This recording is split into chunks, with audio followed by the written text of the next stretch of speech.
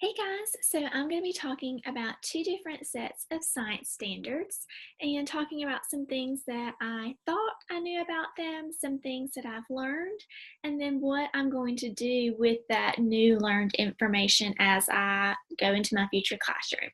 So, the two main different sets of standards we're talking about are the NGSS and the NCSCOS.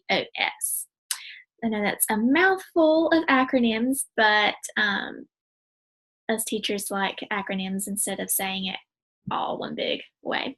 So the NGSS stands for the Next Generation Science Standards, and I have it hyperlinked right here. It's a great website. It's really easy to navigate, and it has a ton of additional information if you want to learn more about these standards.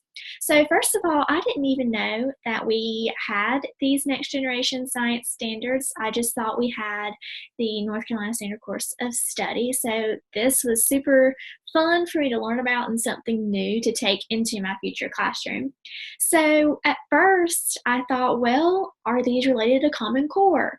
Because I really didn't know much about them. And Common Core does cover some science, but it's usually just in their literacy component. They do put a little bit in math with counting and using different measurements, but it's mainly in the literacy component.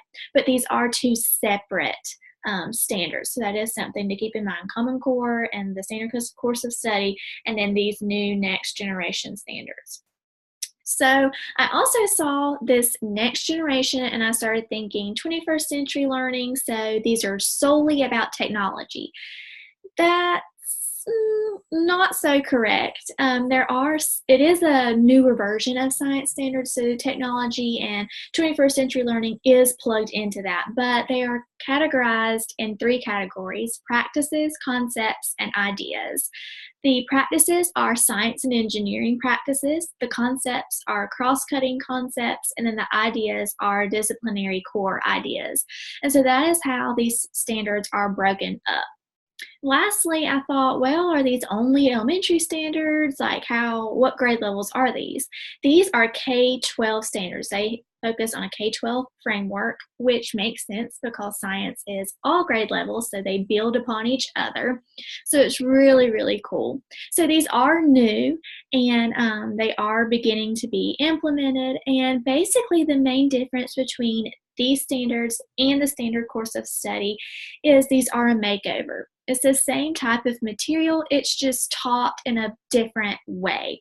So these are not, they don't enforce memorizing facts like the other science standards tend to do. So it makes it more fun. It's more of a discovery type of learning, more asking questions and having the students think more scientifically as if they are the scientists trying to find the solutions, which is how science should be. And it's just based more on the application of skills. These next standards, the NCSCOC, North Carolina Standard Course of Study for Science. So these are separate. What I thought they were separate from ELA and math standards. So I saw, that we had new ELA and math standards. So I thought maybe the science was set up kind of different layout, but they're the exact same. You have your anchor standard, then the standards below, separated by grade level, easy to navigate. So it's the same layout. I also thought that it was different for each grade level, the material. And so that's not technically true either. It's just like social studies, where you have different strands. So science has 4 strands: forces and motion, matter, kind of the properties and change, earth systems, the structures, the processes, what the earth's made up of, and then the structures and functions of living organisms, so ecosystems. So for example, I looked at kindergarten because that's where I'm student teaching. And so they basically learn position and motion under the forces and motion. They do just basic physical properties of, matter. And then weather, when they're learning about Earth systems, just basic. And then for ecosystems and living organisms, they just learn basic animals.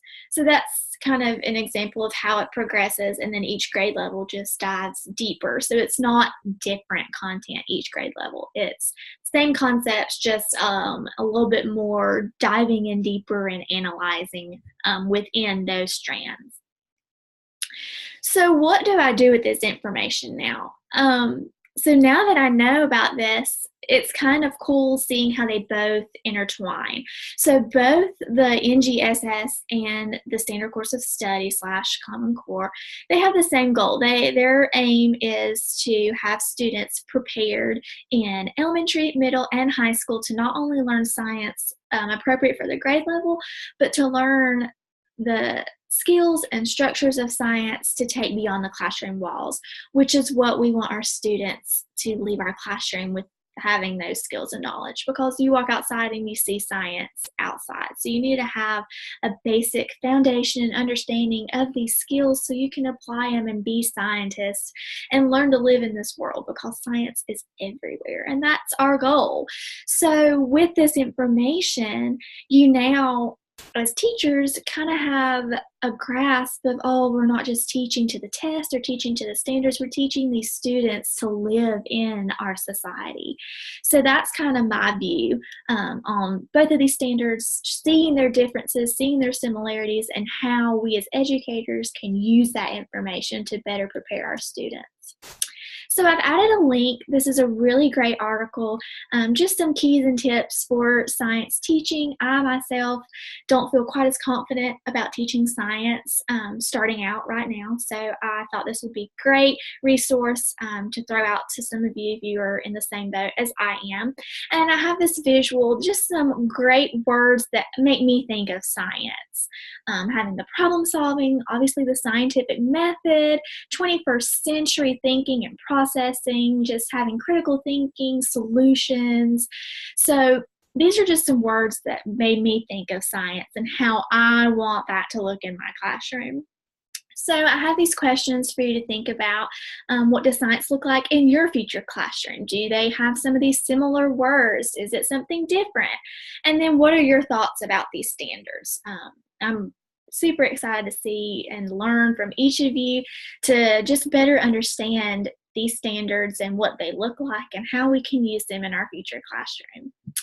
So I hope that that was helpful, and I look forward to hearing what you guys have to say.